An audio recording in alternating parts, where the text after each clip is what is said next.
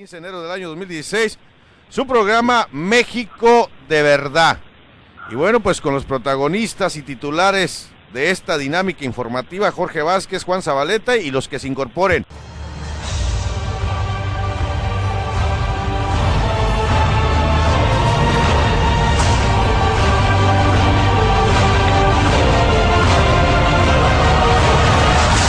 Bueno, pues amigos, las escuchas, ya estamos aquí de regreso nuevamente en su programa México de Verdad. Y quiero aprovechar la introducción, se cayó por ahí Jorge y Juan, pero ya tenemos en la línea telefónica al señor Memo Valencia. Vaya que se ha convertido en un ícono para los michoacanos que están en contra de esta postura que surge en las entrañas del Congreso local, pero claro, avalado por el gobernador en turno, me refiero a Silvano Aureoles, y es el reemplacamiento. Memo, un placer saludarte. Raúl Ventura, y también en la línea se encuentra Jorge Vázquez y Juan Zabaleta. ¿Cómo estás? Estimado, podemos saludarte como siempre. Un saludo a todos allá por el estado de Illinois. Pues un placer tenerte aquí con nosotros, Memo. Y bueno, yo creo que es importante para todos los michoacanos de esta área que tú conoces y que sin duda sabes que hay una población de Michoacán muy significativa. ¿Qué les dices a esta dinámica que surge en las entrañas de la ciudadanía y que dicen no al reemplacamiento? Bueno, pues acá en Michoacán hay un movimiento que surge desde la sociedad civil, sin distinción de partidos políticos. Aquí no hay intereses partidistas, que bueno, le decimos ya basta al gobernador, a quien pretende imponernos el cobro de una placa que supera inclusive a los estados más desarrollados de México, como Nuevo León, como Querétaro, como Jalisco, estados donde el ingreso per cápita es significativamente más elevado que el de los michoacanos, y no obstante la realidad de michoacana no cuadra con el costo de nuestras placas. Bueno, pues el señor nos impuso el cobro, así es que bueno, pues estamos en la lucha para tratar de hacer lo necesario para que el gobernador reflexione, se dé cuenta que los michoacanos no queremos más impuestos, que queremos resultados, y que bueno, pues recule en esta intención de cobrarnos más. Memo, además de la petición que se establece en el portal chain.org, pues se busca o se prepara un amparo colectivo. ¿Qué nos puedes decir de eso? Hablo de las repercusiones ya jurídicas, porque sé que tu labor ha sido en las calles. Me agradó muchísimo el video que colocaste en tu red social, donde cuestionabas a los mismos michoacanos que si estaban a favor o en contra del reemplacamiento. Decían, hey, yo estoy en contra. Yo no sé de dónde sacaron que la mayoría de michoacanos aprueban esta medida. ¿Qué sabes del amparo colectivo, tú que eres abogado y que sin duda tienes el conocimiento más claro de esto, que se prepara ya jurídicamente para hacer frente a esta denuncia o demanda? Bueno, la confusión se dio derivado de que el secretario de Gobierno, Adrián López, declaró que la gran mayoría de los michoacanos estaban a favor del reemplacamiento. Y nosotros lo que hicimos fue salir a la calle a preguntarle a los michoacanos si era cierto lo que decía Adrián López. Y bueno, pues obviamente la gran mayoría de michoacanos está en contra del reemplacamiento. En el tema jurídico, lo que se está haciendo es que un grupo de abogados, que bueno, es un grupo de la sociedad civil encabezado por el maestro Ismael Acosta, por separado está recabando firmas para interponer un eventual amparo ante la aplicación de la reforma a la ley de ingresos del estado de Michoacán. Pero bueno, hay un tema ahí de organización. Desafortunadamente no se ha logrado cuajar bien la ruta legal que deben de seguir los señores abogados en este aspecto, y vaya, pues andan en esa discusión el grupo de abogados que pusieron un centro de recepción de firmas en la Plaza de Armas. Nuestra ruta es más de protesta, es una ruta de protesta que estamos haciendo en Morelia y en algunos municipios del estado. Quiero decirte que vamos a estar mañana en Apatzingán, el domingo vamos a estar en Uruapan, la próxima semana iremos a Lázaro Cárdenas, a Ciudad Hidalgo, a Zitácuaro, a La Piedad y a Jiquilpan. Y bueno, pues ahora sí que tratando de organizar a la sociedad civil para protestar. El tema de los abogados lo está llevando el maestro Ismael Acosta, y vaya, pues soy muy respetuoso de esa de esa lucha que están emprendiendo los compañeros. En tu óptica, y sobre todo alguien que ha vivido el acercamiento con la gente, y sobre todo pues esa campaña, ¿no?, de colocar esa placa donde dices no al reemplacamiento, ¿qué esperas obtener de esta concientización que estás haciendo en la ciudadanía michoacana, Memo? Bueno, pues yo espero que le llegue al gobernador el mensaje de que la gran mayoría de michoacanos estamos en contra. Es un gobernador que va empezando en sus funciones, apenas cumplió 100 días de su incipiente gobierno, y pues yo creo que si quiere congraciarse con los michoacanos, debe actuar conforme a lo que los michoacanos le requieren. Yo creo que no hay pretexto en la disposición federal de la Comisión Nacional de Seguridad Pública que marca que las placas de los vehículos en todo el país deben de contar con un chip electrónico para su validación y ubicación. Pues no quiere decir que el pueblo lo tenga que pagar. Ahora, si se va a pagar, pues que se pague un precio justo. Te pongo como ejemplo en Puebla. En Puebla el canje de placas fue absorbido en su totalidad por el gobierno del estado. En Morelos, que es un estado gobernado por un compañero del mismo partido de Silvano Aureoles, del PRD, bueno, el costo de las placas, del canje de placas fue de 300 pesos, y aquí en Michoacán vamos a pagar 2,000 pesos más.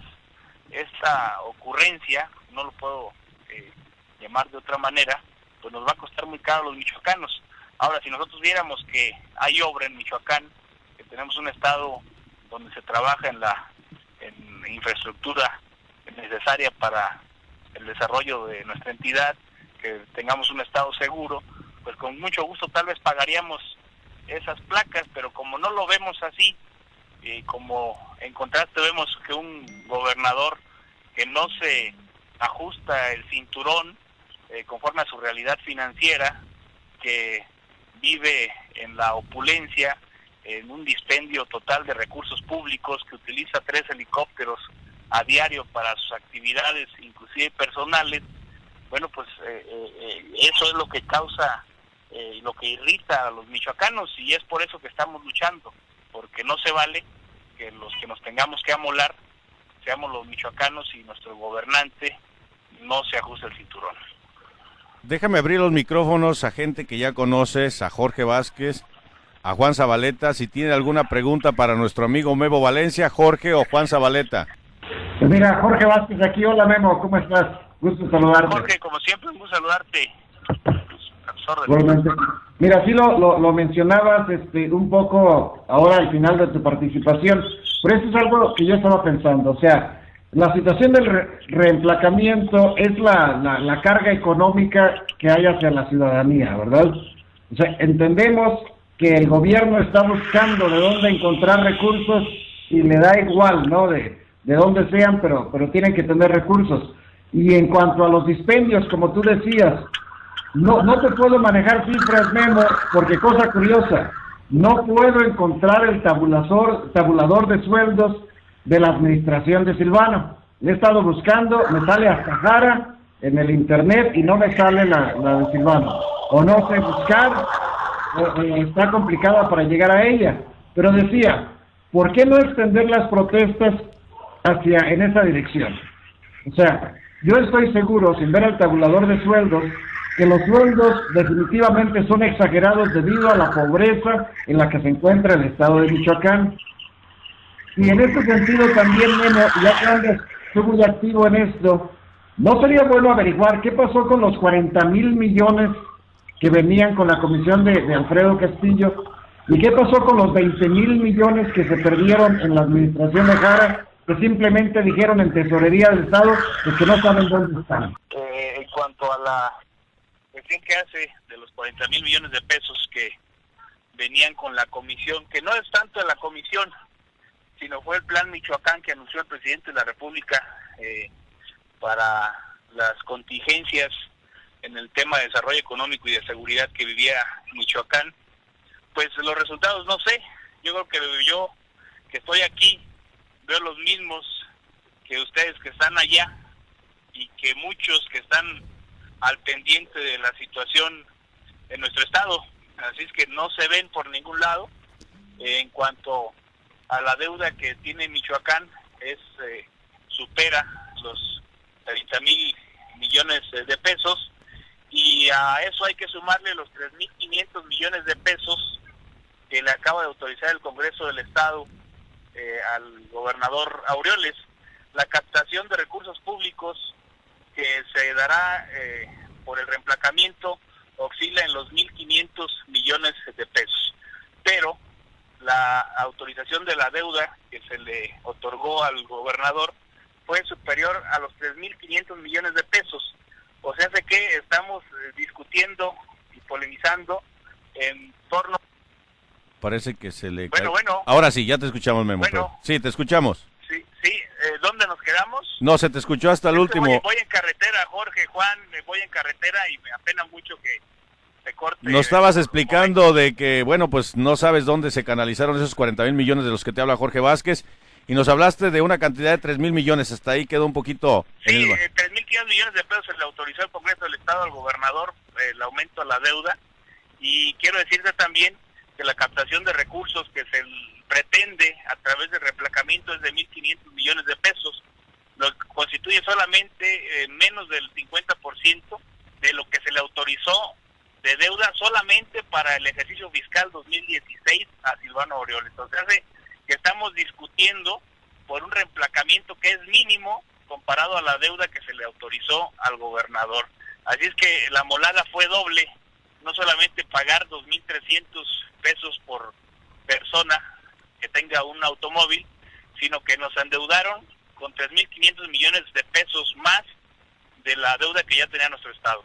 Así es que vaya, pues esto da una muestra clara de lo complicadas que están las finanzas en Michoacán y que estarán, porque tenemos endeudados a nuestros hijos, a nuestros nietos, inclusive a bisnietos, y no vemos en contraste ningún beneficio para nuestro estado. Déjame cerrar con una pregunta para que nosotros entremos en el análisis con Juan Zabaleta y Jorge Vázquez.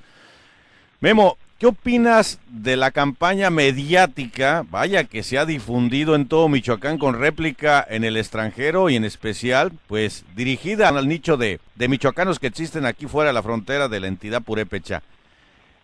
El hecho de que integran y piden a los mismos michoacanos a que se hagan partícipes de opiniones, ideas para el Plan Michoacán.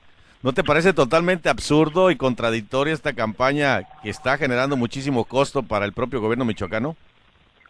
Bueno, es que pareciera que algo que le aprendió muy bien el gobernador Silvano a su amigo el presidente de la República es que no habrá recursos para obra pública, no hay recursos para programas sociales, pero sí lo hay para la difusión de imagen gubernamental.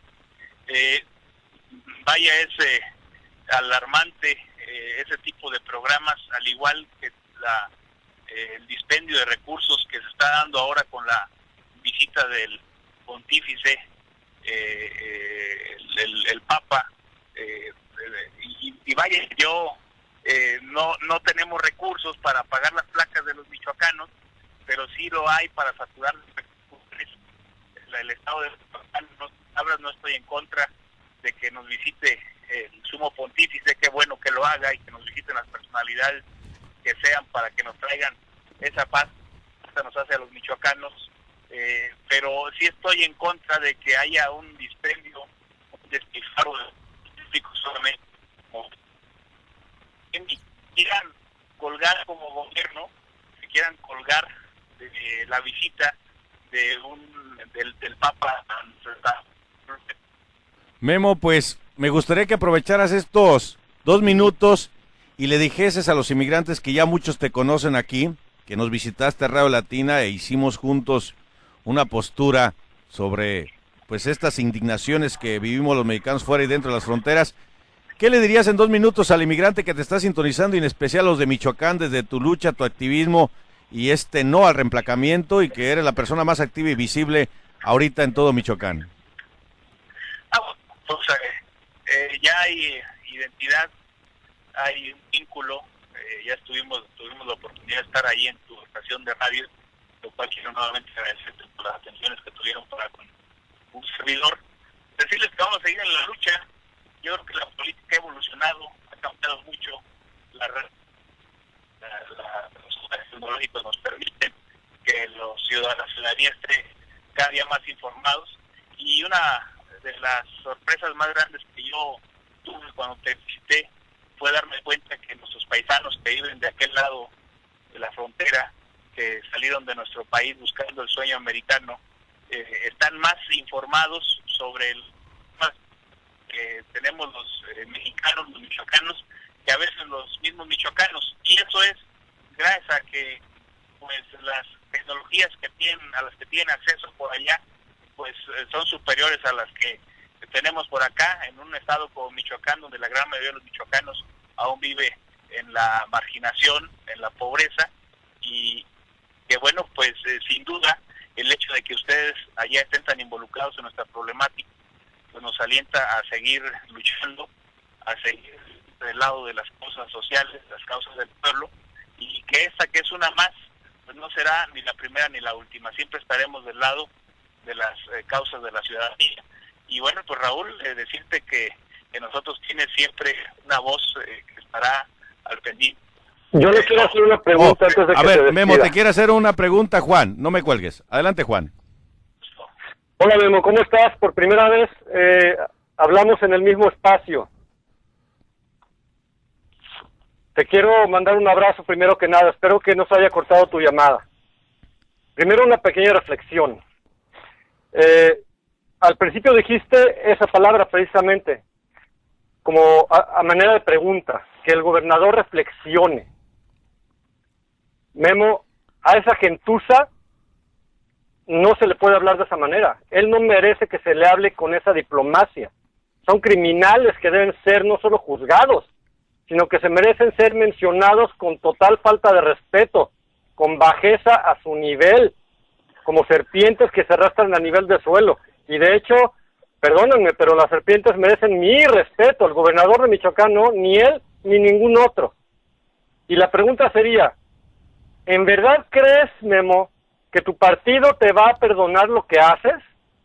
O tal vez, sin que tú te hayas dado cuenta, ya supieron utilizarte como una oposición controlada y necesaria para el teatro cotidiano, aún dentro del mismo PRI.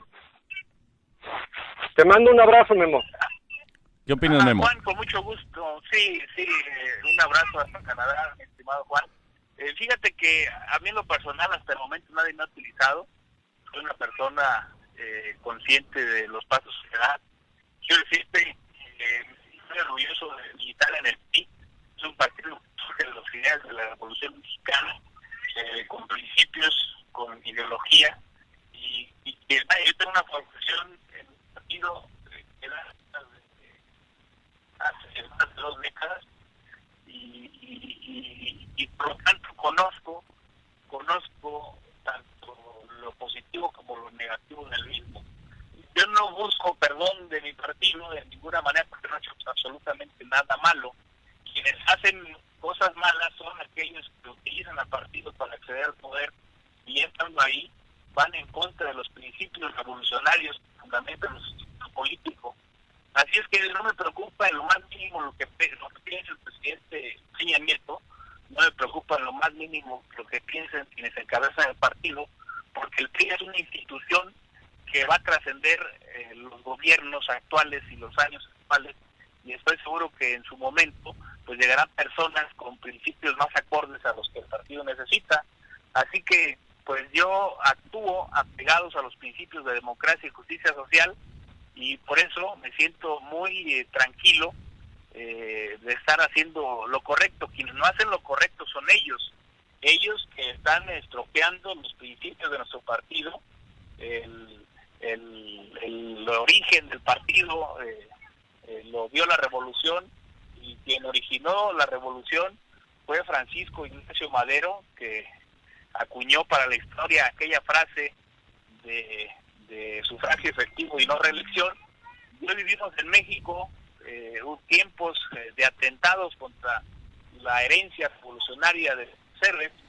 No tenemos ni sufragio efectivo porque ponen y quitan gobernadores, quitan presidentes municipales electos democráticamente, y vaya, pues hoy no tenemos ni siquiera la no reelección, porque ya se aprobó la reelección de diputados y de presidentes municipales. Así es que quienes actúan mal son ellos, no yo. Así es que lo más mínimo me importa lo que piensen de un servidor, el presidente de la República y quienes hoy ostentan el poder, porque el poder se les va a acabar. Y mientras estén con el pueblo, se va a estar bien con de arriba. Memo, un abrazo. Te agradecemos mucho tu participación y gracias por siempre ponernos al día a los michoacanos desde la óptica y perspectiva tuya que se repite, se respeta, pero sobre todo se valora ese activismo que haces. Gracias, Memo. Muchas gracias, Memo. Ya sabes que es con todo mi respeto. A ti sí te trato con respeto, tú sí lo mereces. Bueno, pues ya escucharon a Memo Valencia, ahora sí, en el escenario. Jorge Vázquez y Juan Zabaleta, ¿qué opinan de este activismo que se está haciendo al no reemplacamiento, a este abuso que, bueno, se convierte en el más caro, Jorge y Juan, a nivel nacional? Y bueno, pues a unos días de asumir la responsabilidad como gobernador, nosotros ya lo criticábamos en su momento, que no era otra cosa más, sino la réplica de un emisario más del gobierno en turno de los mexicanos a cargo y liderado por Enrique Peña Nieto. Jorge Vázquez, tu opinión. Pues mira, a mí un poco en la línea de lo que cuestionaba a Memo. O sea, hay cosas, o hay situaciones en el presupuesto del estado de Michoacán que son significativamente más problemáticas, digamos, que lo del reemplacamiento ¿no? O el precio, más bien dicho, del reemplacamiento, porque el reemplacamiento es obligatorio de acuerdo a una norma que existe en México. Estúpida la norma, eso sí tengo que decir, porque todavía en mi última visita a Estados Unidos vi vehículos por ahí de 50, 60 años de edad y todavía con su placa original y podían circular por las calles, ¿no? Nunca estuvieron obligados a cambiar esas placas. Pero bueno, digamos que el reemplacamiento es necesario, es por seguridad, dicen, pues debería de absorberlo el Estado.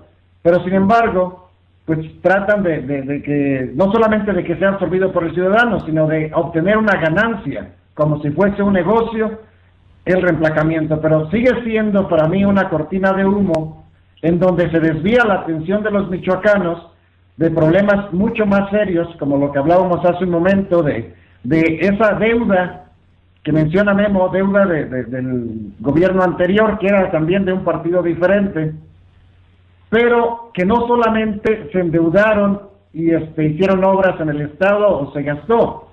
Desde la tesorería del Estado de Michoacán se dijo que no se sabía dónde habían quedado 20,000 millones de pesos. O sea, simplemente no se sabe.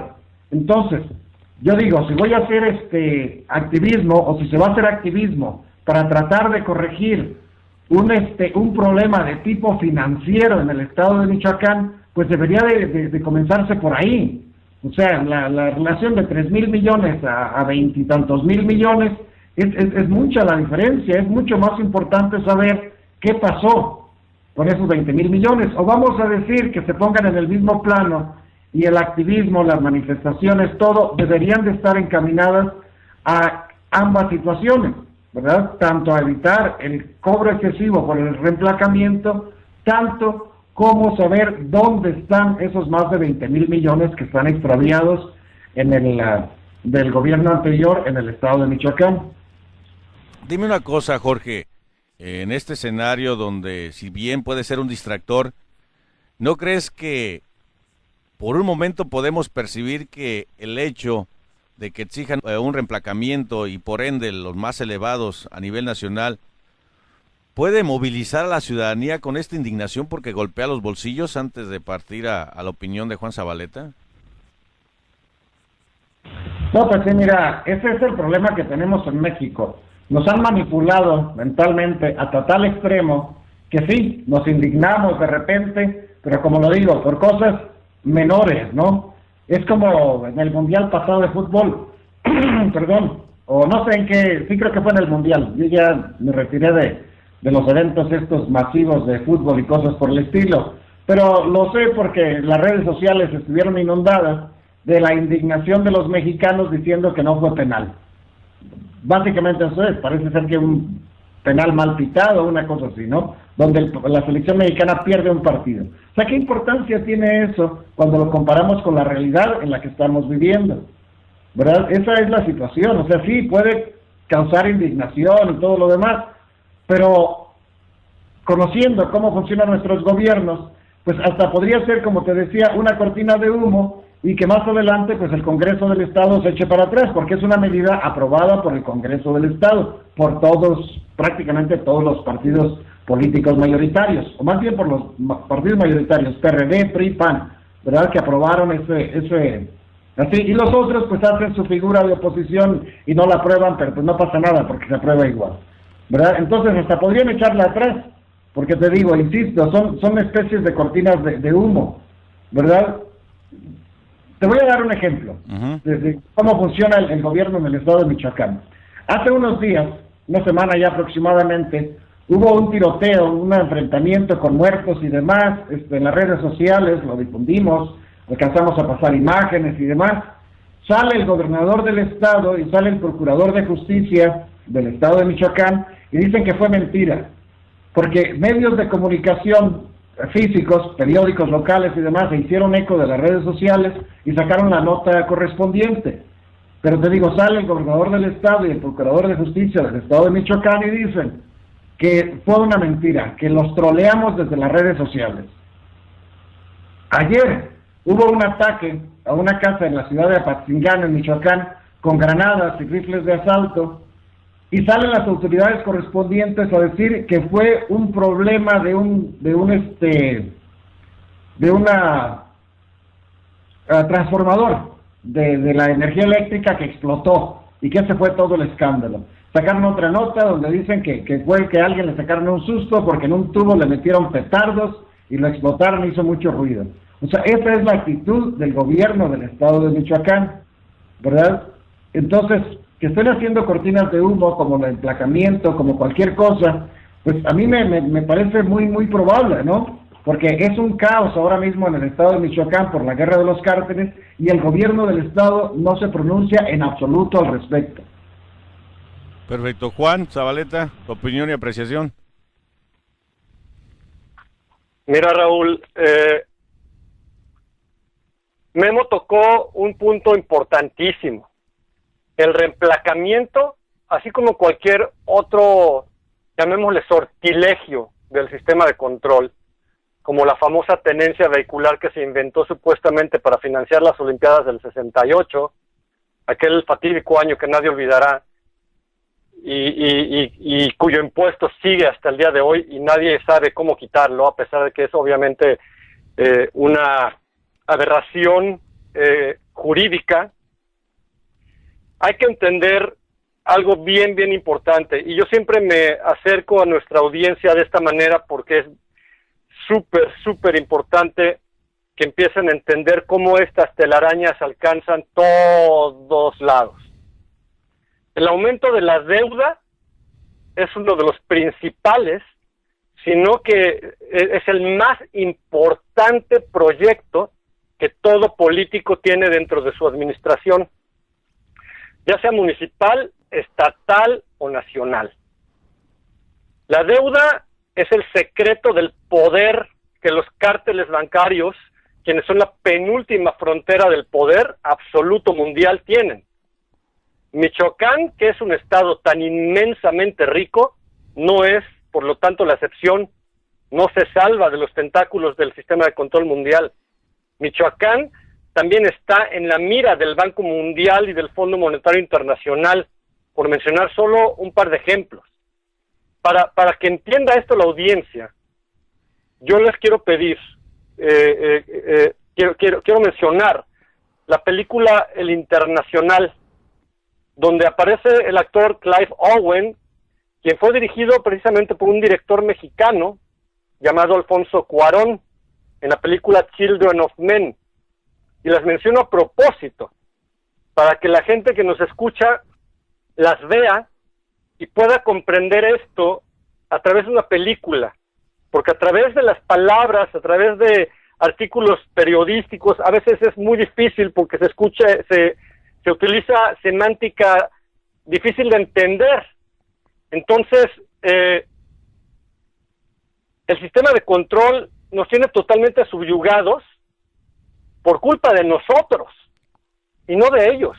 Estos son simplemente personajes que aprovechan nuestra estupidez enajenante, porque Memo también menciona la visita del Papa, y la visita del Papa es algo de lo más despreciable que el sistema de control mundial puede haber planeado dentro de la nueva agenda del México de 2016, que se hunde irremediablemente.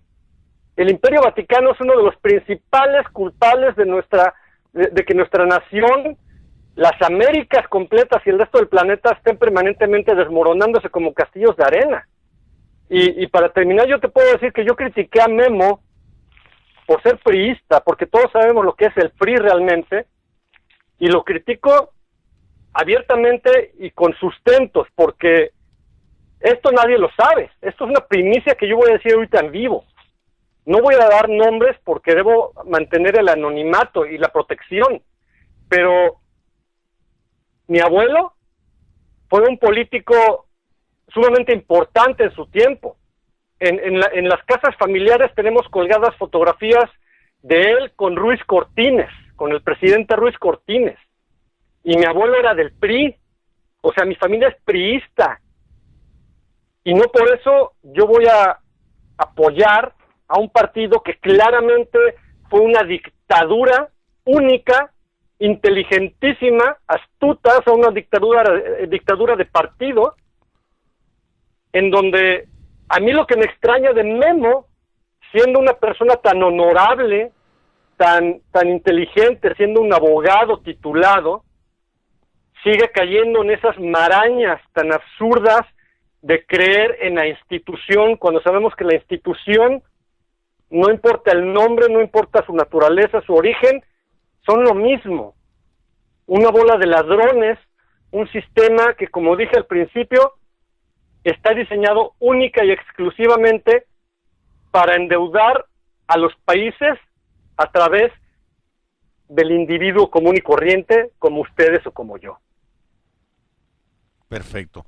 Déjenme entonces leerles este contexto jurídico que ya nos dio su punto de vista Memo, pero quiero escuchar la opinión específica de Jorge.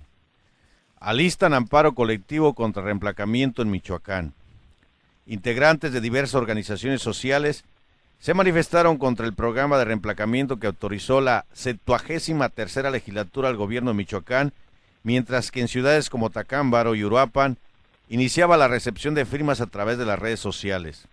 En las marchas y plantones que hubo en las semanas pasadas, en Casa de Gobierno y el propio Congreso se colocaron pancartas, mantas y letreros en los que decía: la 73ª legislatura, no al reemplacamiento 2016.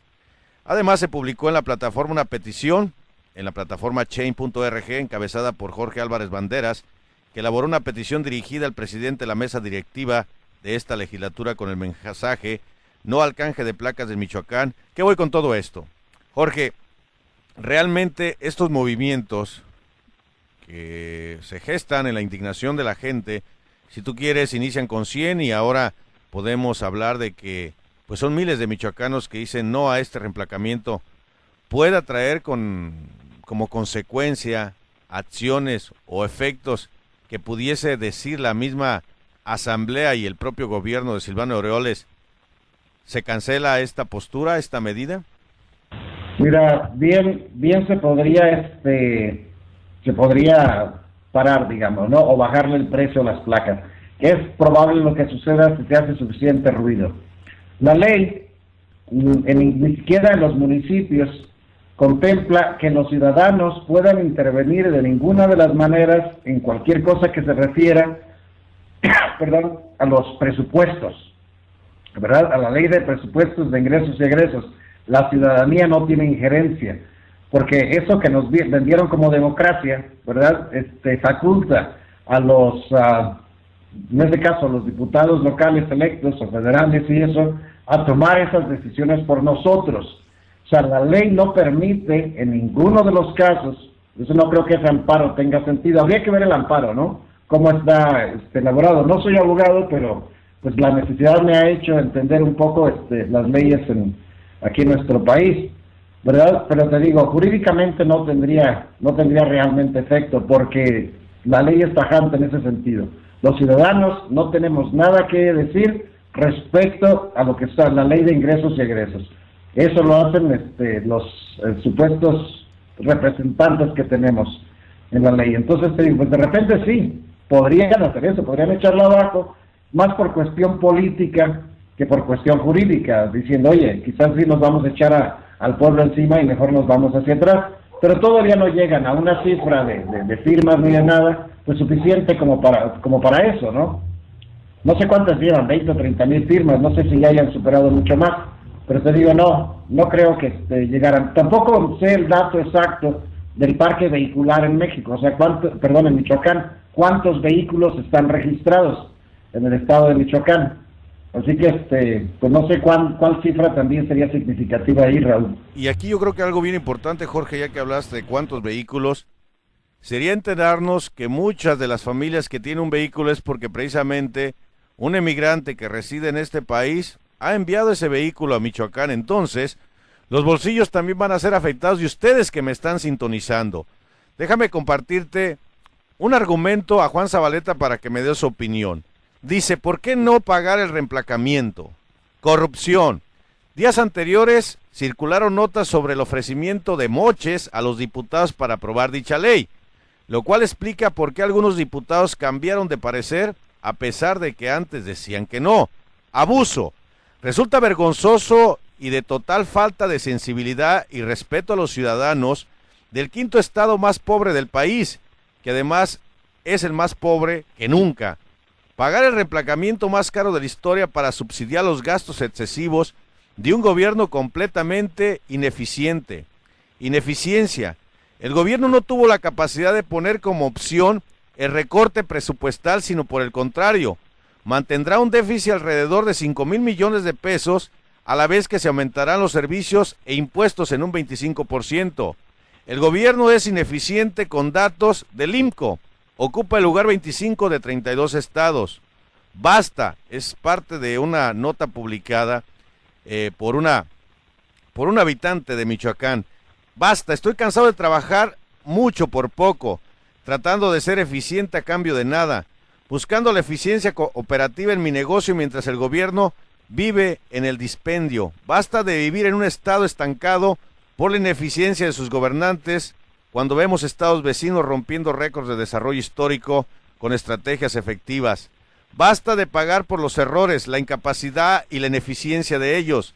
Basta de vivir mendigando calidad y bienestar a gobiernos insensibles que gastan el erario en moches y mordidas. Basta de comidas ostentosas de los altos funcionarios en restaurantes y bares de lujo, mientras la gente de las comunidades no tiene oportunidades de progreso. Basta de secretarías plagadas de gente que no hace nada cuando hay gente sin trabajo. Y bueno, me imagino que se refiere a la Secretaría del Inmigrante, pero bueno, ese es otro tema. Es el momento de exigir la calidad de vida que merecemos, que nuestros gobernantes sean eficientes y trabajen con el mismo esfuerzo y dificultad que trabajamos nosotros los ciudadanos. No al reemplacamiento y sí a la austeridad, eficiencia y medición del desempeño del gobierno y el Congreso del Estado de Michoacán. ¿Qué opinas de este mensaje de un ciudadano michoacano, Juan Zabaleta? Ay, Raúl, mira, cuando nombraste que es el quinto estado más pobre del país, fíjate nada más que incongruencia. Yo lo acabo de decir en mi comentario anterior. Michoacán se cae de tan pesado que es en riqueza de recursos de todo tipo, minerales, agropecuarios, pesqueros, hidráulicos, turísticos. O sea, Michoacán debería de ser uno de los 5 estados más ricos del mundo, no de la nación. Eso es lo triste y lo desgraciado de esto. ¿Cómo lograrlo? Álvaro Albarrán, que desgraciadamente no está con nosotros el día de hoy, lo ha dicho 1000 veces. La desobediencia civil, aunque realmente se puede, dentro de una corrupción y un sistema que baña de sangre las calles, realmente se puede, porque si la gente decidiera no reemplacar, entonces vendría todo el sistema de represión policíaco, o sea, los clásicos perros que están en las esquinas dando mordidas, porque eso es lo que son, entonces se volvería un caos total. Por eso la gente no se atreve a la desobediencia civil, porque no nada más son castigos jurídicos como pagar una multa o etcétera. Ya hay enfrentamientos entre poderes contra los ciudadanos por estas razones, aunque sea... Jorge me decía que no es anticonstitucional, porque esa no es la palabra, porque este tipo de leyes no vienen de ahí. Pero vaya, ojalá puedas darme a entender con esto, ¿no? No está más... yo honestamente no sé de qué otra manera lograrlo, porque sé que sí se puede. Voy a dar un ejemplo impresionante que yo lo estudio mucho. En países como Suecia o Islandia, los políticos, incluyendo el primer ministro, viven en departamentos de, ¿cómo se le llama? De valor social. Vaya, tipo Infonavit, tipo Fobiste, ¿no? Tienen sueldos de burócrata normal, incluyendo el primer ministro. No tienen servidumbre. El primer ministro de Suecia se plancha su ropa, se lava sus trastes, trapea su suelo, lava su excusado, le quita el moho a su regadera, no tiene chofer, comen lo mismo que cualquier persona come a la hora del almuerzo de oficina, y de hecho, algunos miembros de los gabinetes del Senado, del Parlamento sueco, viven juntos en un solo departamento para ahorrarle dinero a la gente. Entonces, todo este tipo de cosas que vemos que sí son posibles en otros países, uno sueña con que sí es cierto, porque existe. Pero, perdóname, yo durante años he tratado de entender por qué no se puede en un país como México, en un estado como Michoacán, lograr una desobediencia civil que nos lleve a eso. Y mi respuesta es, como siempre, que vivimos en el síndrome de la cubeta de cangrejo. Yo he utilizado ese término durante mucho tiempo, en donde todos, desde el ciudadano común, el vecino, el compañero de trabajo, hasta las más altas autoridades políticas y con poder, estamos todo el tiempo luchando a ver quién sale de la cubeta primero, pisoteando a los de abajo, en lugar de entender que ayudando al de abajo y jalándolo hacia arriba, sales tú también. Esa sería mi respuesta por el momento, Raúl. Gracias, Juan Zabaleta. Y déjeme entonces recordarles a Jorge y a Juan que Radio Latina se encuentra en la región medio oeste, específicamente en un punto estratégico entre dos de las ciudades más importantes, Milwaukee y Chicago, por lo que la población de latinos y de michoacanos es muy significativa aquí. ¿Cuál sería el consejo de estas voces críticas para esa comunidad inmigrante que me imagino un gran porcentaje de ellos enviaron un vehículo a su entidad natal y como tal pues va a traer repercusión en su bolsillo? ¿Qué sugiere Jorge Vázquez bajo una estrategia que pudiese emprender la comunidad inmigrante michoacana con respecto a esta postura, a este movimiento social que se gesta en Michoacán y que sin embargo trae repercusión en los bolsillos de los inmigrantes? Jorge Vázquez, tu opinión, tu sugerencia a nuestra gente. Mira, no es difícil para mí hacerlo. Ahora ya no tengo vehículo, pero en un momento dado, uno de mis hermanos pues me pasa, como dice uno, una camionetita que me podía llevar a todas partes. Yo me acerco por ella, digamos, y le llevo hasta Michoacán. Yo estuve, pues le regularicé, como se dice, ¿verdad? Y estuve pues pagando las placas algo de tiempo. Los últimos 5 años, 6 años, yo ya no pagué impuestos por el vehículo. No le renové el último emplacamiento, no lo hice, ¿verdad? Y eso por una sola razón, decía, no les voy a dar más dinero para que se roben.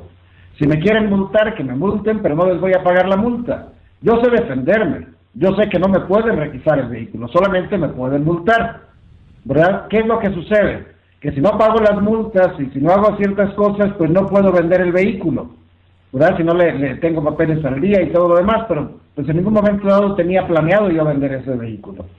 ¿verdad? Entonces yo dije, pues no pago absolutamente nada y ya. Eso es hacer desobediencia civil. ¿Qué van a hacer? Digo, no sé el parque móvil, en Michoacán no sé cuántos vehículos haya, pero ¿qué van a hacer con, no sé, supongamos que hay 500,000 de vehículos en el estado? Podrá ser más, la verdad no tengo ni idea. Pero ¿qué van a hacer si 500,000 de vehículos no pagan? Es más, no nos vayamos hasta allá. Esa gente que ya firmó, ¿verdad? Que son 30, 40,000 personas o 20,000, no sé cuántas, simplemente no hacen el reemplacamiento. ¿Qué va a pasar con ellas? Les van a multar, no pagan su multa. Y así sucesivamente. ¿Qué es lo que les van a hacer? O sea, no se les puede hacer nada. Esa es la cuestión, eso es lo que muchas veces no se entiende. En Estados Unidos te pueden arrestar por no pagar una multa de tráfico. Te pueden meter días a la cárcel por no pagar una multa de tráfico. Pero en México no es así la ley, todavía.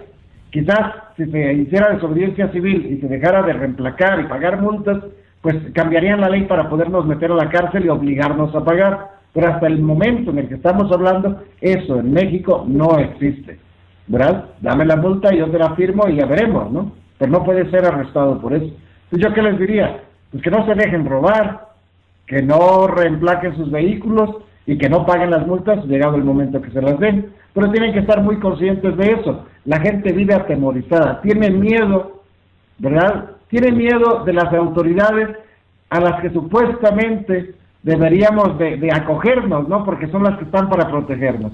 Pero se ha creado eso en todo el país, igual que en Estados Unidos ya, que le tienen miedo a la policía, le tienen miedo a la autoridad.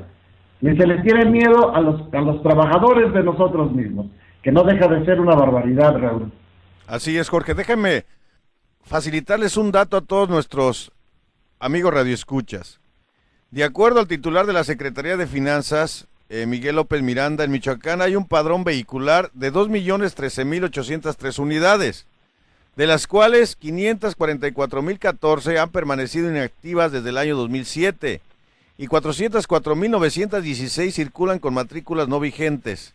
Este es el escenario de los números, quiere decir, pues que vaya, sí afectaría a muchas familias o a muchos transportistas. A ver, Juan, sé que no eres michoacano, pero como tal le da seguimiento a todas las notas que se suscitan en la entidad purépecha. ¿Cuál es tu percepción de un individuo que surge en las entrañas de la izquierda, en el caso específico del PRD, pero sin embargo pareciera que fue avalado hasta en la propia campaña y que nada más se utilizó como chivo expiatorio el candidato del Partido Revolucionario Institucional, cuando todos de antemano meses ya sabíamos que el endoso sería para Silvano Aureoles? En este instante, en este escenario, bajo estas condiciones, ¿cuál es tu opinión y apreciación de un personaje que se jacta de ser izquierda y lo primero que le regala a los michoacanos es un golpe a sus bolsillos? ¿Qué opinas de Silvano Aureoles, Juan Zabaleta desde Canadá? Mira, Raúl, y a la audiencia, para empezar, estás equivocado. Sí soy de Michoacán. ¿En serio? Yo nací en la Ciudad de México. Ajá. Pero mis abuelos paternos nacieron en Michoacán. Son de Ario de Rosales. Oh, mira. Mi padre, después de su divorcio, cuando yo en el año 87 se fue a vivir a Michoacán. No voy a decir a dónde, ni quién es, porque además ya no está entre nosotros. Pero se fue desde el año 88. Yo iba a visitarlo a donde se fue a vivir a Michoacán cada año. Todavía lo fui a visitar por última vez en el año 2007. Y recuerdo que ese año, en la casita que tenía en un lugar muy bonito, había una casota al lado que me decía, mira, estos son marihuaneros. 2007, estamos hablando del 2007. Yo no sabía nada, no tenía ni la más remota idea de que se fuera a poner tan horrible en Michoacán en el año 2007, cuando estuve ahí. Yo llevé a mis dos hijos bebés a que conocieran a su abuelo por primera y última vez. Entonces me duele. Mis abuelos maternos son fueron inmigrantes franceses en Guerrero. O sea, Michoacán y Guerrero son mis estados, Raúl. Entonces, bueno, ¿qué pienso de él? Para empezar con lo del reemplacamiento y lo que dice Jorge, yo podría apuntar que aquí en Canadá, y eso yo lo sé porque tú sabes que yo soy intérprete español-inglés de la Corte de Justicia de la ciudad donde vivo. Ujú. Aquí, cualquier falta de tránsito, sin importar qué tan sencilla sea, se encara en la corte ante el juez. Y el juez, tú te puedes declarar inocente, culpable o culpable con explicación. Y a mí me han tocado ocasiones, cuando estoy interpretando para la gente que tiene que encarar al juez, que el juez los perdona, porque dan una explicación coherente de por qué faltaron a las leyes de tránsito. Pero obviamente aquí las leyes no son absurdas como un reemplacamiento en Michoacán. Entonces, Aureoles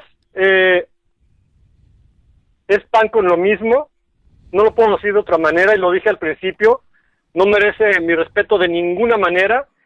Mi respeto lo mereces tú, tu estación y tu audiencia, nuestra audiencia, por eso no me suelto a escupirle barbajanadas aquí mismo, porque para empezar sabemos todos que el PRD es un partido que surgió del PRI.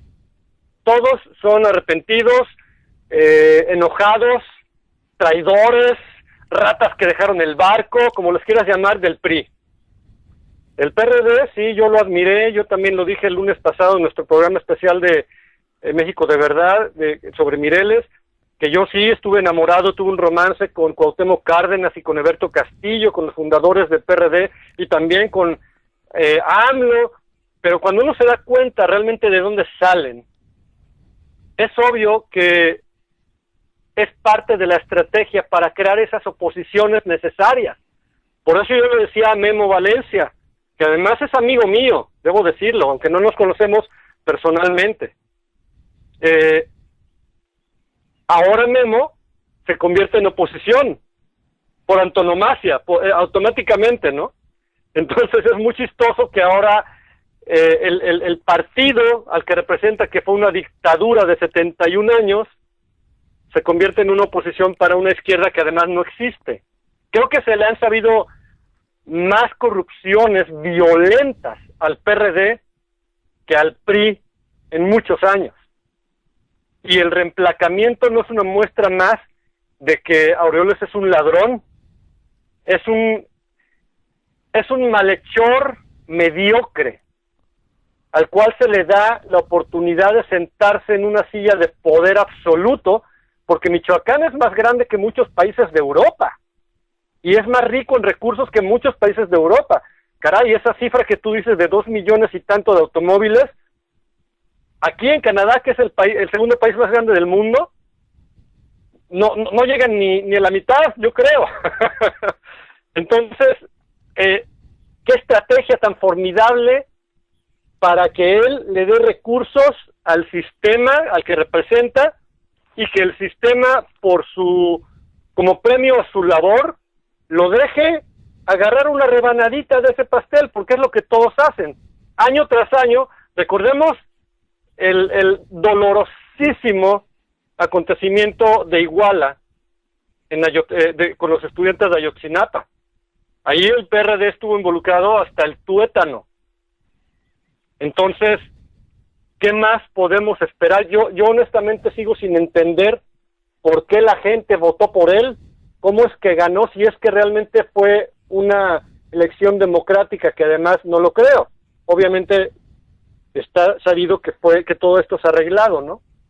Pero eso es lo que merece Aureoles para mí.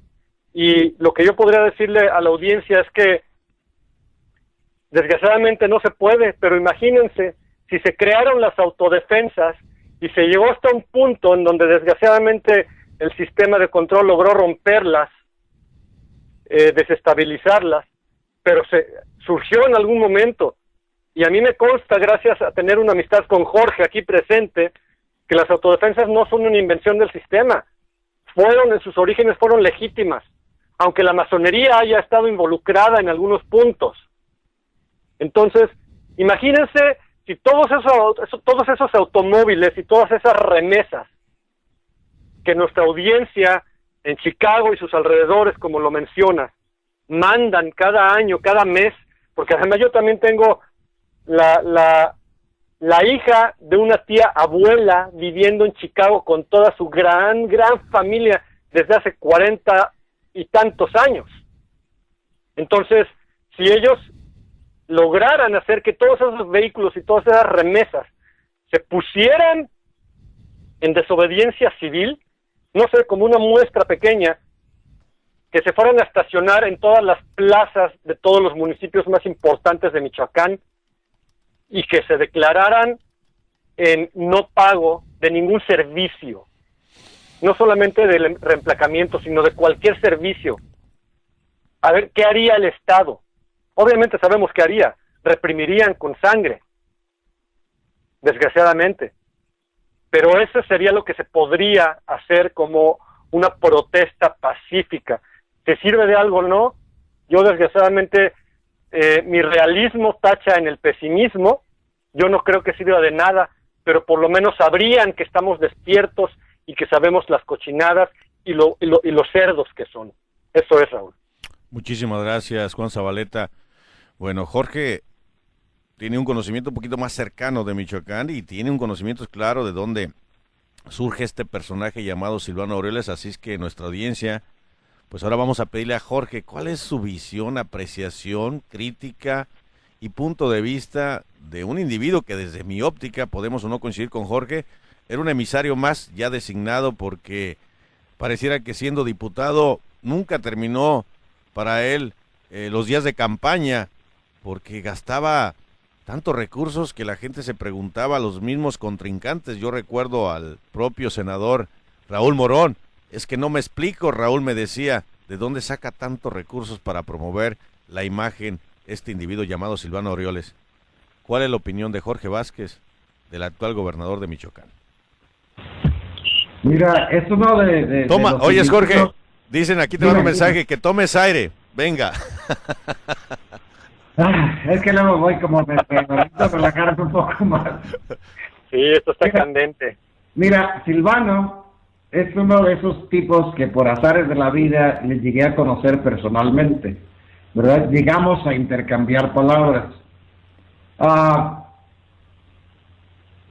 Y yo primero comencé a saber de él porque estaba creo que en la Oficina de Desarrollo Económico en el Estado. Y pues algunos amigos de mi pueblo habían recibido apoyos, así se le dice, para hacer algunas actividades, ¿no? Algunos proyectos de desarrollo, le dicen que de desarrollo no tienen nada. O sea, hasta algunas explotaciones, ¿no? Como por ejemplo unos invernaderos, una empacadora de jitomate para beneficiar las huertas. Todos proyectos fallidos. Yo no le conocía, nada más sabía y que le conocían ahí y era cuate y que, oye, nos pasó esto, pero le dimos su mochada, ¿no? O sea, a mí no me puede decir que no cobró mochadas porque yo hablé con gente que le dio las mochadas para que les autorizara ciertos proyectos. Muy bien. Yo sin saberlo, en aquel tiempo, creo que estaba Fox de presidente, leí la cantidad de recursos que se utilizarían para el campo mexicano. Y hubo una medida que todos los recursos del sexenio iban a estar disponibles desde el primer año, algo así. Y yo dije, con tanto dinero, oye, esto se puede desarrollar. Pues yo pensaba en mi pueblo, en el pueblo donde estaba viviendo en aquel tiempo y demás, ¿no? Pero yo quiero hacerlo, tengo mi formación, digamos, en negocios y quiero hacerlo bien. Y me doy a la tarea, incluso hice una película, ¿verdad? Donde fui por todo el estado con un profe, amigo mío, que le gusta esto de documentales y demás.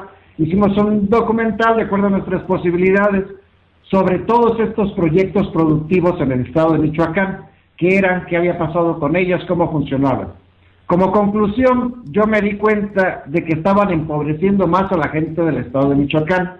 Tú dirás, ¿cómo es eso, no? Pues sí, les dan 80% del costo de un proyecto. De ese 80% le tienen que dar una mochada, en este caso se la daban a Silvano, ¿verdad? Y ellos tenían que completar para el 100% del proyecto. Me encontré proyectos, por ejemplo, uno de criadero de avestruces, donde el dinero les alcanzó para hacer los corrales y demás, para la tierra, pero ya no tuvieron dinero para comprar avestruces, ¿verdad? Eso es como de lo peor de todo, ¿no? Pero así encontré diferentes proyectos. Entonces, en una población en la que yo estaba, hubo una mesa de gestión del gobierno del estado y estaba Silvano ahí, ¿verdad? Entonces yo me le acerco y yo soy muy bocón, muy peleonero en ese sentido, ¿no? Se supone que es un tipo que tiene en la política ahí, que tiene estudios universitarios, que es capaz, entonces yo no voy a llegar hablándole de otro modo, ¿no? Yo le llego y le hablo directamente y le digo, ¿por qué estás empobreciendo gente? ¿Cómo es eso, no? Me dice él, y le explico lo que acabo de explicar.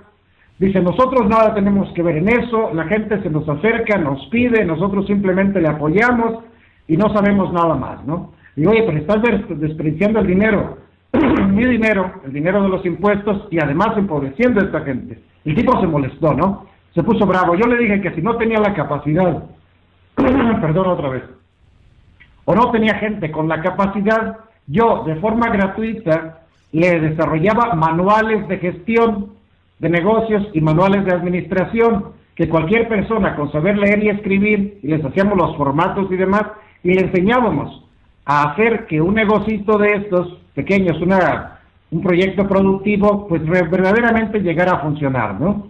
Pero no estaba interesado en absolutamente nada de eso, ¿no? O sea, todo lo que hacían, cada acción, cada decisión, era simplemente como una forma de enriquecerse. O sea, cómo liberar dinero de los presupuestos para después en las mochadas echarles mano, ¿no? Y además, pues en lo que es la parte administrativa y demás, ahí le quitaban otro tanto, ¿no? Entonces, este tipo, te digo, a nivel personal, te puedo decir que es un tipo nefasto, que solamente utiliza la política para el enriquecimiento propio, como todos, Raúl. No voy a hablar que Silvano es el único. Para mí, ya lo he explicado muchas veces y lo he dicho también, no existe político honesto porque es imposible. Si un político es honesto, no le dan cabida en el partido, no puede pertenecer al club, porque un político honesto terminaría destapando toda la cloaca desde los gobiernos municipales a los gobiernos nacionales. Entonces te digo, es un tipo nefasto. Ignoro sus capacidades, pero si lo tenemos que valorar por sus acciones, pues de capacidades nulas también, Raúl. Vaya, amigos, que va a estar candente cuando se edite el video, pero ya no opines, Juan, sobre la colocación de videos en YouTube. Ok, vamos a calentar más los motores. Vamos, y es que este desgraciado amigo Radio Escucha, será porque lo aprecio tanto, tiene el descaro de preparar un video el personal y todavía decirme, no, miren, disculpen a Raúl, es que tiene tantas cosas que hacer, o sea, ni siquiera me lo manda por escrito, pero bueno, se lo perdonamos porque es consentido aquí en Radio Latina. A ver, vamos a calentar los motores. ¿Listos, Jorge y Juan Zabaleta? Porque vienen preguntas más candentes de las que se imaginan. Hablando de Michoacán. Nada más, Raúl, permíteme tantito. Ajá. Fíjate que hoy, aquí en donde yo estoy, en Canadá, estamos a menos 40 grados. ¿En serio? Menos 40. Entonces, mi nariz se reseca tanto que está sangrando. Dame 2 minutos, comenta algo, antes de empezar a hacer las preguntas, comenta algo al aire mientras voy al baño a limpiarme. Adelante, Juan. A ver, amigos, ¿escuchan? ¿En qué región de Canadá estás, Juan? ¿Al sur, al este, oeste o al norte? Eso no lo puedo decir. Oye, por cuestiones de seguridad. No estoy diciendo la ciudad. Bueno. Estoy en el lugar, estoy en la región más fría de Canadá. Bueno. Eso sí te lo puedo decir. Perfecto. Ve a limpiarte. Ok, amigos, escuchas, continuamos con esto. Déjenme darle una introducción a mi amigo Jorge Vázquez. Jorge Vázquez, Tierra de Carteles, un documental que me lo compartieron, lo vi, lo analicé y bueno, solamente hay un solo protagonista. Bueno, pues resúltese que Tierra de Carteles es un documental que relata el nacimiento de los grupos de autodefensas en Michoacán, bajo el mando del hoy encarcelado José Manuel Mireles. Se encuentra nominado este documental al mejor documental, valga la redundancia, en los premios Oscar. Este filme, que fue dirigido por el estadounidense Matthew Heineman, Jorge Vázquez. Tierra de Carteles. ¿Es algo cercano a la verdad de lo que nos pinta este documental? Venga, Jorge, radical y crudo como eres. Venga. Pues mira, también tuve la oportunidad de estar muy cercano a la elaboración de este documental. Ajá. Para empezar, déjame decirte que ese Matthew Heinemann es un mentiroso, porque hicimos un trato con él y no lo cumplió. Pero bueno, yo también fui entrevistado para ese documental, aunque finalmente no salgo ahí. Ajá. Y no vayan a pensar que por eso mis críticas son tan malas acerca del documental, ¿no? Porque pues, si yo no estoy, no sirve. No tiene nada que ver. Incluso hasta cierto punto me alegro, porque él es el único que tuvo la oportunidad de filmarme armado, ¿no? Así. No vas a encontrar fotografías mías con un arma en ninguna parte, ¿no? Yo previendo que todo esto era pues un cuento, un montaje de lo del registro de armas y eso, que ahora ya está claro, pero en aquel tiempo yo lo dije, nadie me lo creía, pero yo personalmente tomé mis previsiones, ¿verdad? No me dejaba ver armado, fue muy poca gente la que me vio cuando llegamos a algún operativo, cosa por ahí, y que me vio llegar armado, no fue muy poca gente, ¿verdad? Yo tenía muchas precauciones en ese sentido. Entonces, el documental es totalmente tendencioso, no tiene nada que ver, ¿verdad?, con las autodefensas. Lo mínimo que podría haber hecho este productor o este director era haber mencionado lo que estaba sucediendo entre las autodefensas.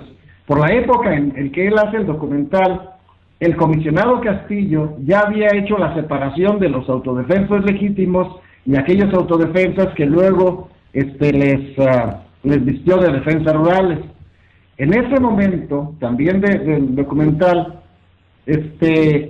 Mireles todavía estaba en acuerdos con el gobierno, pues con Castillo. Él había suscrito esos convenios, que ahora sabemos que pues nadie tenía autoridad para suscribirlos, ¿verdad?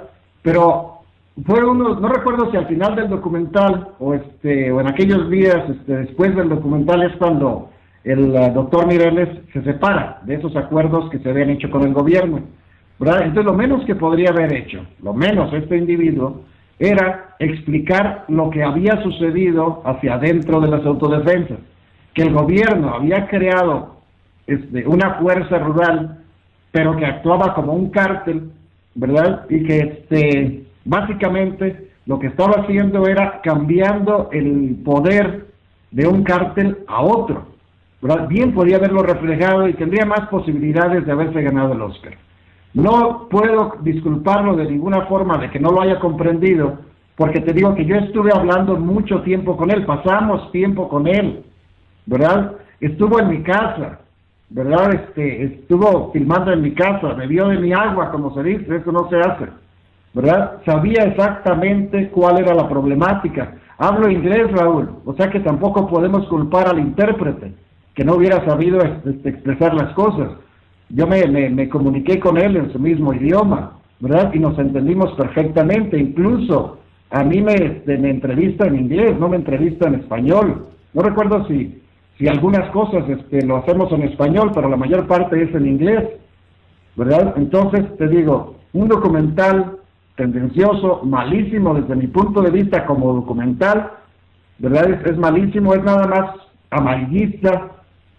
Comienza con unas imágenes de unos tipos cocinando metanfetamina y con la camiseta de la Fuerza Rural, y ahí el tipo dice claramente que pues ahora ellos son los dueños del mercado, ¿no? Que los autodefensas son los dueños del mercado, cuando yo ya le había explicado a él que eso era otra cosa, era otro grupo de gente, eran otros individuos, que no eran verdaderamente las autodefensas. Solamente podría disculparle un poquito porque los medios de comunicación en aquel momento habían puesto al doctor Mireles como todo el movimiento de autodefensa, ¿verdad? Y no era de ese modo. El doc era un vocero de Tepalcatepec, igual que yo era el vocero en Aguililla, ¿verdad? Y luego en este grupo que hizo tratos con el gobierno, pues él lo nombraron vocero de ese grupo, ¿verdad? En un momento dado, pero nunca fue líder de nadie. Por eso fue que fácilmente en un momento dado lo destituyeron cuando pusieron al papá Pitufo de vocero de esos grupos, ¿verdad? De esos grupos de ellos. Después, cuando todos se vuelven ojo de hormiga, porque manifestamos que todos son cárteles, es cuando a mí, yo creo que por no tener a quien más, pues ya me nombran vocero de los grupos de autodefensa legítimos, ¿no? En aquellos tiempos. Pero te digo, es un documental, te digo, para mí, que estuve ahí, que estuve metido, nada tiene que ver con la realidad de los grupos de autodefensa, y yo me atrevo a decir que fue tendencioso, ¿verdad? Que fue para dar una imagen pagada de lo que estaba sucediendo, porque, como te digo, tuve la oportunidad de comunicarme con él, hablar mucho tiempo con él y explicarle exactamente lo que estaba sucediendo. A ver, entonces desde tu óptica... Ya estoy de regreso, por cierto, ¿eh? Sí, Juanito, dame un segundo. Gracias, Raúl. Desde tu óptica, Jorge, ¿cuál es el mensaje final después de que viste el documental? Yo lo vi, pero me imagino que tú, por la cercanía, por el contacto con el propio productor estadounidense Matthew Heyman, sabes de antemano el objetivo que pretendía alcanzar. ¿Cuál es el alcance final entonces de este documental desde tu óptica que lo calificas como tendencioso? Pues sí, mira, no sé si otras personas llegarán a la misma conclusión que yo, pero a mí al final del documental queda de manifiesto que no se puede hacer nada para acabar con los cárteles en Michoacán, que siempre estará alguien que vendrá simplemente a ocupar el espacio de alguien que se fue, ¿verdad? Y eso no es así, eso es una mentira absoluta, es una mentira sistémica, ¿verdad? Porque si nos hubieran dejado hacer el trabajo, nosotros no hubiéramos acabado con el tráfico de drogas, eso es imposible, ¿verdad? Porque mientras haya quien consuma, habrá quien proporcione, ¿verdad? O sea, si hay quien compre, habrá quien venda. Eso no es así. La forma de acabar con el narcotráfico sería legalizando las drogas, entonces ya no sería narcotráfico, sería un negocio, como cualquier otro, como es el del alcohol, el del tabaco, el de las drogas de la farmacia, que ahí te venden heroína, morfina, lo que tú quieras, nada más necesitas una receta, ¿verdad? Entonces, para mí el mensaje último básicamente es ese, que no hay solución, ¿verdad? Que no hay solución porque quitas a unos y se ponen otros. Pero te digo, cualquier otro podrá hacer otra lectura del documental.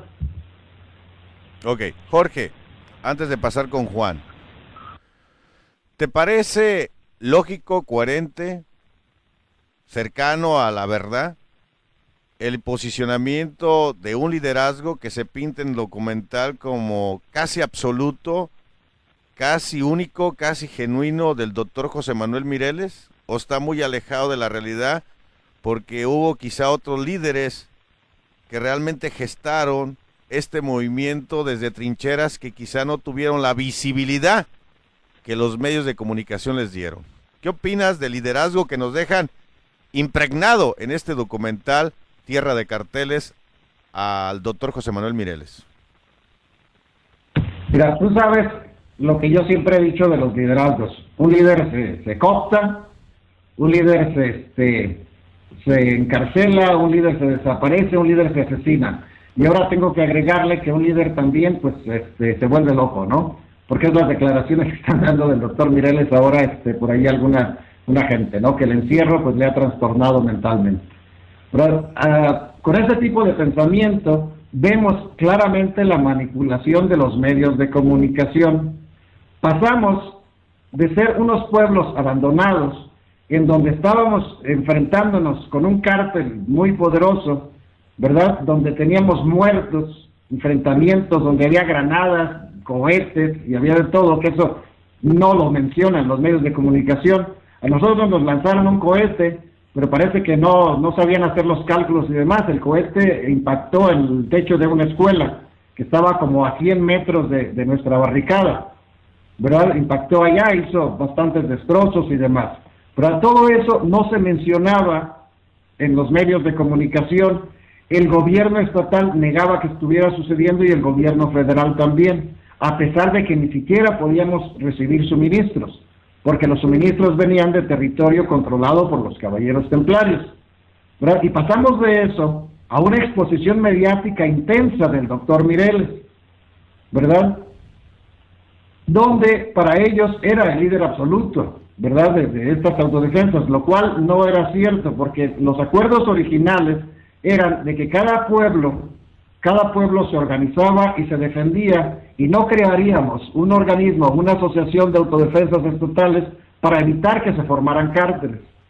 No sé qué hablaron con el doctor Mireles, pero cambia de opinión y se hace una reunión en mi pueblo, ¿verdad? Para crear ese grupo de autodefensas de Michoacán, no recuerdo cómo le llamaron siquiera, Yo no estuve en esa reunión, estuve en las afueras de donde se llevó a cabo, haciendo otras diligencias. Todavía de ahí me dicen, oye, entra, pásale. Le digo, no, yo no estoy de acuerdo con eso. Eso tiene muy malas intenciones, ¿verdad? Eso no es bueno. Y pues tuve razón, ya vimos el resultado. Entonces el doctor Mireles fue una creación de los medios de comunicación. El doc es muy elocuente, maneja muy bien el lenguaje, digamos que es carismático, mediático y todo lo demás. Yo insisto, y no lo digo mucho en los medios de comunicación porque pues tampoco ayuda a nada más que a entender la situación, de que el doc, no sé qué le prometieron, pero hubo un momento dado en que perdió piso. A mí me recriminaban de repente que por qué no salíamos a la defensa del doctor Mireles cerrando carreteras y demás, ¿verdad? Y yo les preguntaba, tendrían que analizar mucho, ¿no? O sea, les decía más bien, tienen que analizar mucho cómo es que en el pueblo de origen del doctor Mireles la gente no hizo, creo que ni siquiera manifestaciones para protestar por su detención, o si fueron manifestaciones fueron muy tibias que no hubo o no tuvieron mayor eco. Ustedes tenían que preguntarse por qué. Él era uno más en la lucha, un compañero, aportó muchísimo, ¿verdad? Digamos que una vez que se comenzó a hablar de lo que sucedía, hizo una buena, muy clara exposición de lo que estábamos pasando en Michoacán, pero hasta ahí, ¿verdad? De liderazgo, nada. Él incluso ni siquiera entra al movimiento de autodefensas desde el inicio, y los medios de comunicación se encargan de decir que él fue el creador y fundador junto con Hipólito de los grupos de autodefensa. Hipólito sí inició, el doctor Mireles no, él entra 2, 3 meses después, me parece, al movimiento de las autodefensas, cuando comienza a hablar por los demás, ¿verdad? Pero él era un compañero más. Yo Jorge, déjame interrumpirte, espérame, Juanito, dame un segundo. ¿Crees que esa autodeclaración, si tú quieres, o el asumir por él mismo ese liderazgo, pudo de una u otra manera Jorge Vázquez fracturar lo que en su momento se estaba gestando natural, y que líderes también de grupos de autodefensa como Hipólito Mora, Jorge Vázquez, y puedo mencionar decenas de ellos, quizá en sus pensamientos personales nunca aceptaron ese autoliderazgo del doctor Mireles? Frío, Jorge, ¿qué opinas? Yo era uno más. En mi pueblo peleé muchísimo, incluso contra algunos de los compañeros, para hacerles entender que deberíamos de manejarnos mediante consejos. ¿Verdad? Yo no lo digo nada más por hablar, es algo que está muy dentro de mí. Me causa repulsión hasta la palabra liderazgo, porque sé la manipulación que se hace de ello, ¿verdad? Y quien se preste para sí. Fue una decisión del doc. Esa fue una decisión absolutamente de él. Se le reconvino al doc en alguna situación, en algún momento dado, de que no siguiera por ese lado. Él era el vocero, él decía lo que pasaba en los grupos de autodefensa y ya. Él no era liderazgo, no tenía ningún liderazgo. En reuniones, en la última reunión en la que estuvimos presentes los dos, él no se acercó al círculo de diálogo. Imagino que él ya tenía en su cabeza otra cosa, ¿no? Porque yo me separé un momento a hablar con él y le digo, ¿qué pasa, doc? ¿Por qué no estás acá con nosotros? Dice, dice, ustedes hablen lo que quieran allá, dice, yo al final sé lo que hay que hacer. Entonces, él ya tenía, ¿verdad? Algo, una intención y eso, alguien habló con él, algo le pusieron en la cabeza, te digo, es por lo menos mi opinión, ¿verdad? Y el doc lo hicieron perder piso.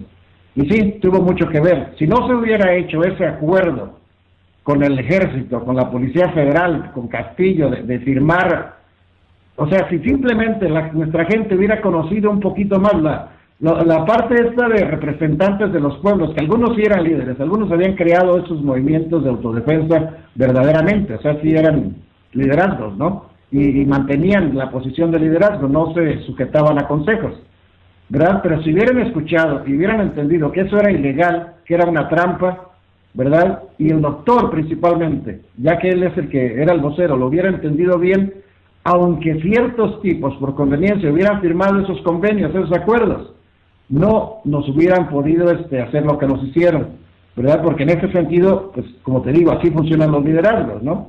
él podría haberse decantado por no firmar, ¿verdad? Porque era ilegal, porque era inconstitucional, buscar una medida verdaderamente correcta y hubiéramos avanzado en otro sentido.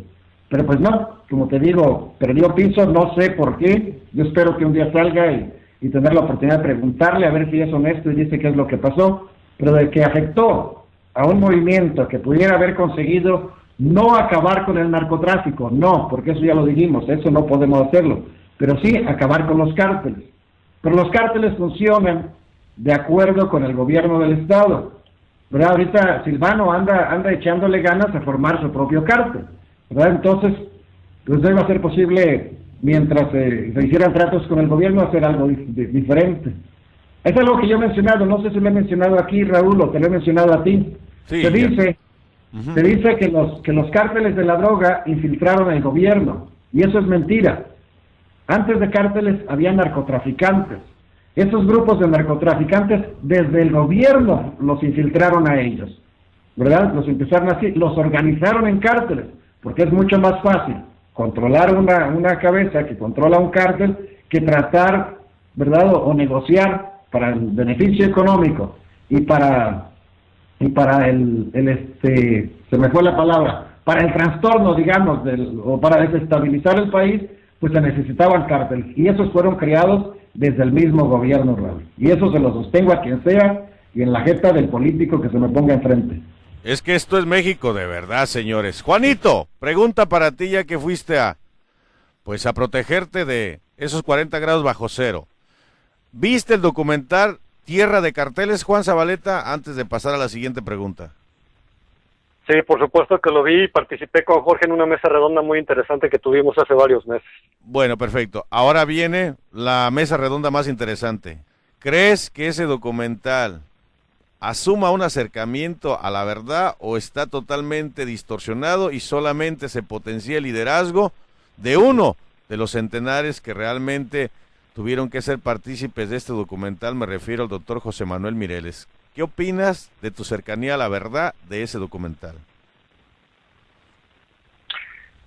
Yo creo que es un documental perfectamente diseñado para que todo su contenido sea verdad y se malentienda.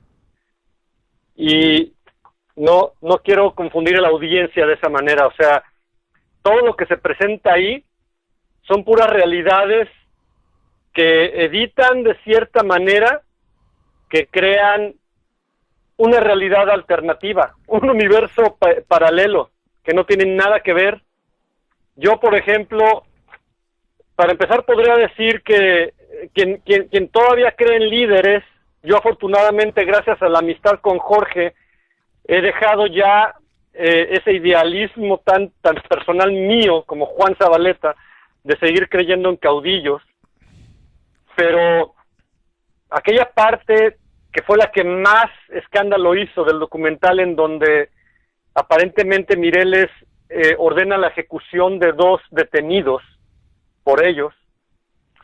Bueno, si es verdad o es mentira, ya se sabrá en algún momento de la historia en el futuro, pero los caudillos no son santos, no son héroes, son gente que en la mayoría de los casos, como bien dice Jorge, son invenciones mediáticas, desde antes del internet, desde antes de la prensa radial y televisiva, y desde antes de la prensa escrita.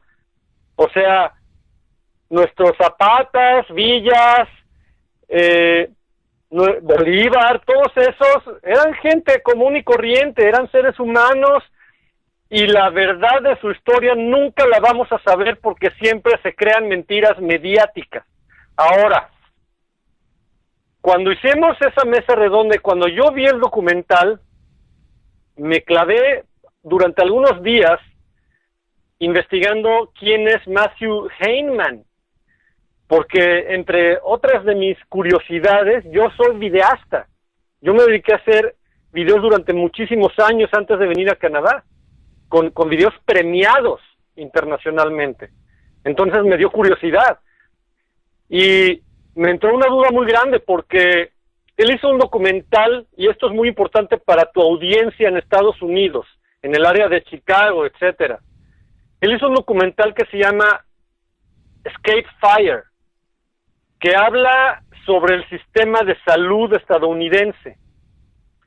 Entonces, ese documental fue tan trascendente que lo hizo famoso, se volvió activista, o lo hicieron activista los medios, otra vez volvemos a lo mismo, a tal grado de que tú debes de conocer el portal de noticias Democracy Now!, que transmite desde Nueva York, es famosísimo, con Amy Goodman, es de la izquierda estadounidense y es muy, muy reconocido.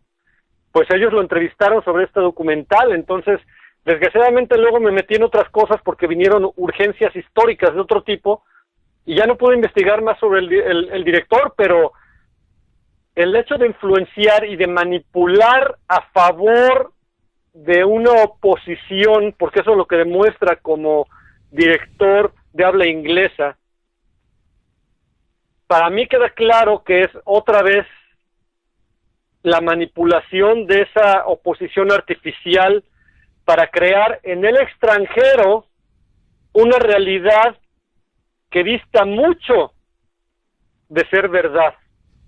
No lo puedo criticar más allá, porque yo necesitaría saber más sobre el director, pero lo que vimos en pantalla pudo provocar, si no es que ya lo provocó, una mala interpretación de la audiencia de habla inglesa en Estados Unidos, Canadá y Europa sobre la desgraciada realidad que vive nuestro Michoacán. Y esto es México, de verdad. Gracias por los mensajes, gracias por los comentarios, eso nos motiva más y más. Y adhiéranse a este proyecto. Creo que para Jorge, para Juan, para José, no hay ningún obstáculo de que si alguien piensa distinto, esto enriquece el diálogo. Para mí es un placer. Miren, un café aquí mexicano, así con canela, disfrutando estas charlas, pero transmitidas a todos ustedes a través de su radio, la 1500 AM, o desde su casita, o desde su casa, como mucho lo hacen. Gente de Nueva York, muchísimas gracias por sintonizarnos. Esto nos motiva a que sigamos siendo más críticos y sobre todo pues con ese argumento que nos permite pues un acercamiento más a la verdad. Mi estimado y apreciable Juan Zabaleta, tu último mensaje. No exageres, 30 segundos, no es cierto. Te doy un minuto, Juan. Yo le pido a la gente que continúe informándose, que continúe investigando sobre todos los aconteceres, todo lo que surge en las noticias, en portales importantes como el tuyo. No importa si es en México, en Estados Unidos o en otra parte del mundo, todo está conectado, hay que entenderlo. Hay que saber que en este siglo XXI los tentáculos de la hidra, de ese pulpo monstruoso que es el nuevo orden mundial, nos tocan a todos, absolutamente a todos, y hay que investigar mucho para evitar esas grandes mentiras que nos venden en los medios oficiales de información en cualquier país. Y por último, ya para despedirme en 10 segundos, aclaro que la exigencia de los videos viene por parte de mi propia audiencia en redes sociales, así que por eso lo hago. Un abrazo, Raúl. Mi apreciable amigo Jorge Vázquez, como tú sí eres muy puntual en los términos del programa, un minuto, Jorge, para despedirte. Gracias, Raúl. Pues nada más darles las gracias por estar con nosotros, decirles que la única intención que tenemos es de darles a conocer como nosotros vemos las cosas, como creemos que están sucediendo. Y los otros 30 segundos, déjame para decirle a tanta gente de Michoacán que está en tu área, que la guerra de los cárteles en Michoacán está abierta completamente. No tiene otro entendimiento más que el esfuerzo del gobernador actual, de Silvano Aureoles, como de cada uno de los gobernadores que hemos tenido antes, de estar con un cártel consolidado. En este caso, no solamente quieren tener el monopolio del narcotráfico o de la producción de drogas, sino que también, y eso lo he podido averiguar, están con esta estrategia para apoderarse de todos los recursos del Estado, principalmente los recursos mineros, que es lo que se está trabajando en la actualidad. De otra forma, no se explica que el presidente del Senado del PRI, un tal Emilio Gamboa Patrón o algo así, haya estado en nuestro pueblo de incógnito, ¿verdad? O muy secretamente.